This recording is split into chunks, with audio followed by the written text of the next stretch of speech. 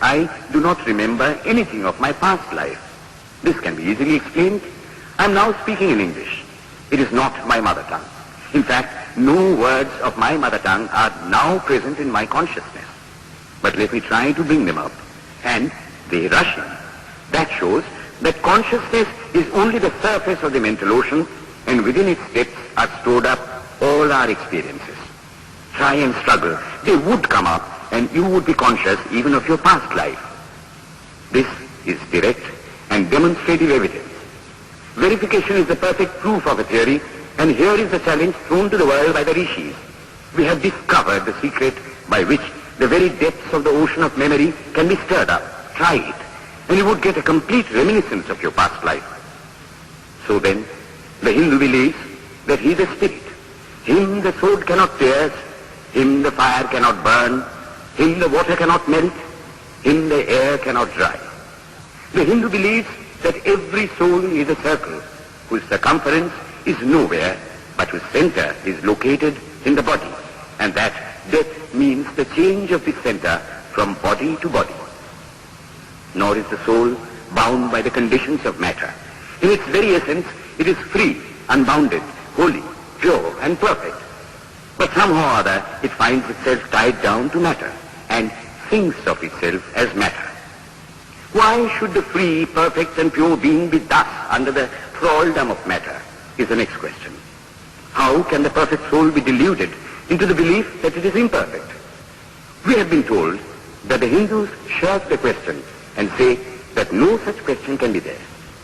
Some thinkers want to answer it by positing one or more quasi-perfect beings and use big scientific names to fill up the gap. But naming is not explaining. The question remains the same. How can the perfect become the quasi-perfect? How can the pure, the absolute, change even a microscopic particle of its nature? But the Hindu is sincere. He does not want to take shelter under sophistry. He is brave enough to face the question in a manly fashion, and his answer is, I do not know. I do not know how the perfect being, the soul, came to think of itself as imperfect, as joined to and conditioned by matter. But the fact is a fact for all that. It is a fact in everybody's consciousness that one thinks of oneself as the body. The Hindu does not attempt to explain why one thinks one is the body. The answer that it is the will of God is no explanation. This is nothing more than what the Hindu says, I do not know. Well then, the human soul is eternal and immortal, perfect and infinite, and death means only a change of center from one body to another. The present is determined by our past actions, and the future by the present. The soul will go on evolving up or reverting back from birth to birth and death to death. But here is another question. Is man a tiny boat in a tempest, raised one moment on the foamy crest of a billow and dashed down into a yawning chasm the next, rolling to and fro at the mercy of good and bad actions, a powerless, helpless wreck in an ever-raging, ever-rushing, uncompromising current of cause and effect, a little moth placed under the wheel of causation, which rolls on, crushing everything in its way, and waits not for the widow's tears or the orphan's cry? The heart sinks at the idea. Yet, this is the law of nature. Is there no hope? Is there no escape? Was the cry that went up from the bottom of the heart of despair. It reached the throne of mercy, and words of hope and consolation came down and inspired a Vedic sage, and he stood up before the world and in trumpet voice proclaimed the glad tidings. Hear ye, children of immortal bliss, even ye that reside in higher spheres. I have found the ancient one who is beyond all darkness, all delusion. Knowing him alone, we shall be saved from death over again. Children of immortal bliss. What a sweet, what a hopeful name. Allow me to call you, brethren, by that sweet name, heirs of immortal bliss. Yea, the Hindu refuses to call you sinners. We are the children of God, the sharers of immortal bliss, holy and perfect beings. Ye divinities on earth, sinners, it is a sin to call a man so. It is standing libel on human nature. Come up, O lions, and shake off the delusion that you are sheep. You are souls immortal, spirits free, blessed and eternal. Ye are not matter, ye are not bodies. Matter is your servant, not you the servant of matter. Thus it is that the Vedas proclaim not a dreadful combination of unforgiving laws, not an endless prison of cause and effect, but that at the head of all these laws, in and through every particle of matter and force, stands one, by whose command the wind blows, the fire burns, the clouds rain, and death stalks upon the earth. And what is his nature? He is everywhere, the pure and formless one, the almighty and the all-merciful. Thou art our Father, thou art our Mother, thou art our beloved friend, thou art the source of all strength. Give us strength. Thou art he that beareth the burdens of the universe. Help me bear the little burden of this life. Thus sang the rishis of the Vedas. And how to worship him? Through love. He is to be worshipped as the one beloved, dearer than everything in this and the next life. This is the doctrine of love declared in the Vedas. And let us see how it is fully developed and taught by Krishna, whom the Hindus believe to have been God incarnate on earth. He taught that a man ought to live in this world like a lotus leaf, which grows in water, but is never moistened by water. So a man ought to live in the world, his heart to God and his hands to work. It is good to love God for hope of reward in this or the next world, but it is better to love God for love's sake. And the prayer goes, Lord, I do not want wealth, nor children, nor learning. If it be thy will, I shall go from birth to birth. But grant me this, that I may love thee without the hope of reward.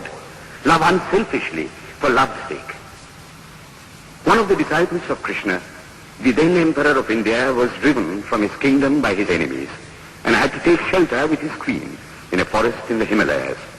And there, one day, the queen asked him how it was that he, the most virtuous of men, should suffer so much misery.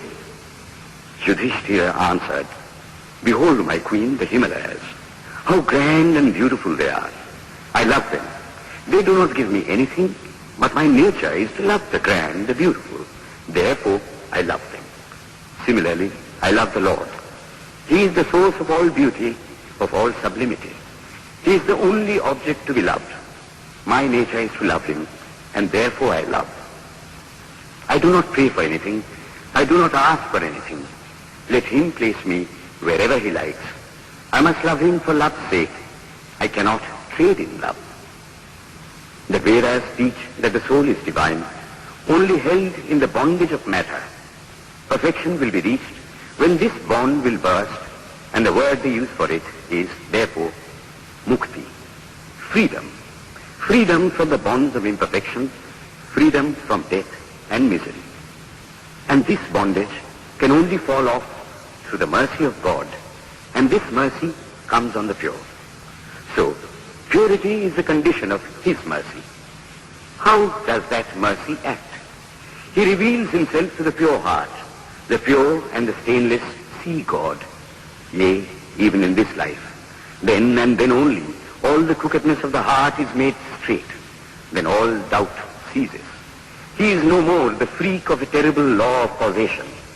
This is the very center, the very vital conception of Hinduism. The Hindu does not want to live upon words and theories. If there are existences beyond the ordinary sensuous existence, he wants to come face to face with them. If there is a soul in him which is not matter, if there is an all-merciful universal soul, he will go to him direct. He must see him, and that alone can destroy all doubts.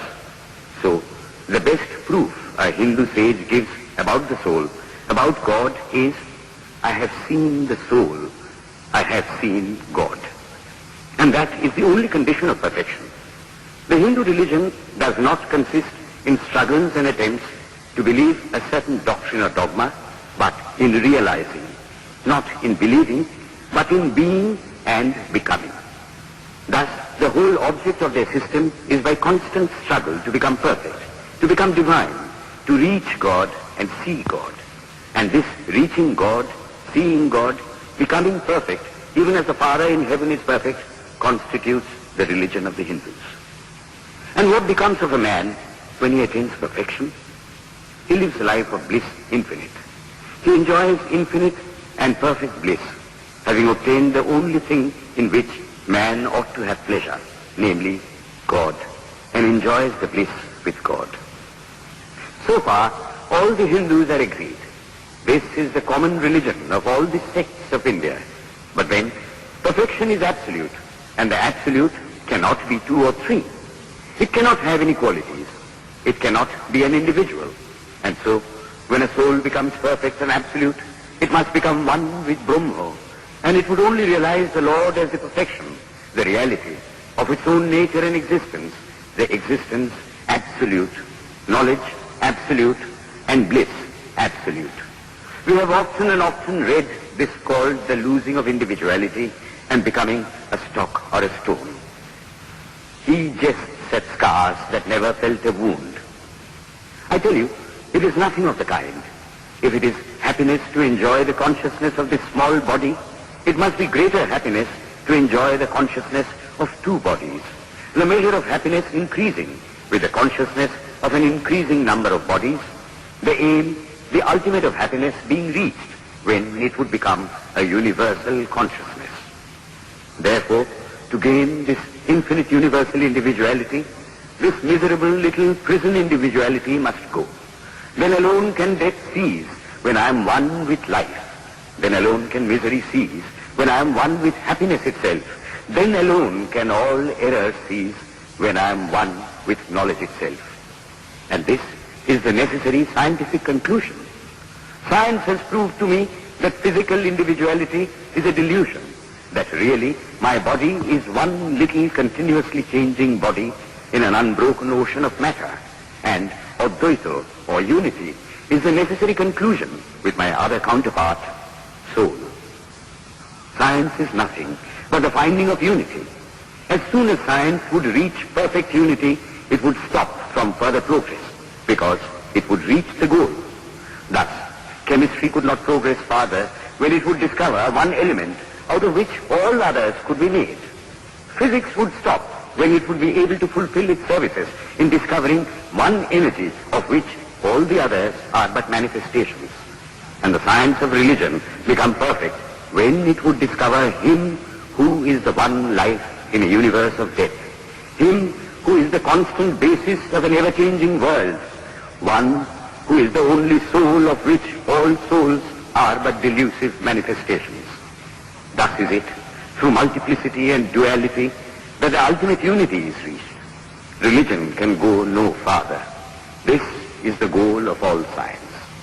All science is bound to come to this conclusion in the long run. Manifestation and not creation is the word of science today. And the Hindu is only glad that what he has been cherishing in his bosom for ages is going to be taught in more forcible language and with further light from the latest conclusions of science. Descend we now from the aspirations of philosophy to the religion of the ignorant. At the very outset, I may tell you that there is no polytheism in India. In every temple, if one stands by and listens, one will find the worshippers applying all the attributes of God, including omnipresence, to the images. Henotheism explained the situation. The rose, called by any other name, would smell as sweet. Names are not explanations. The tree is known by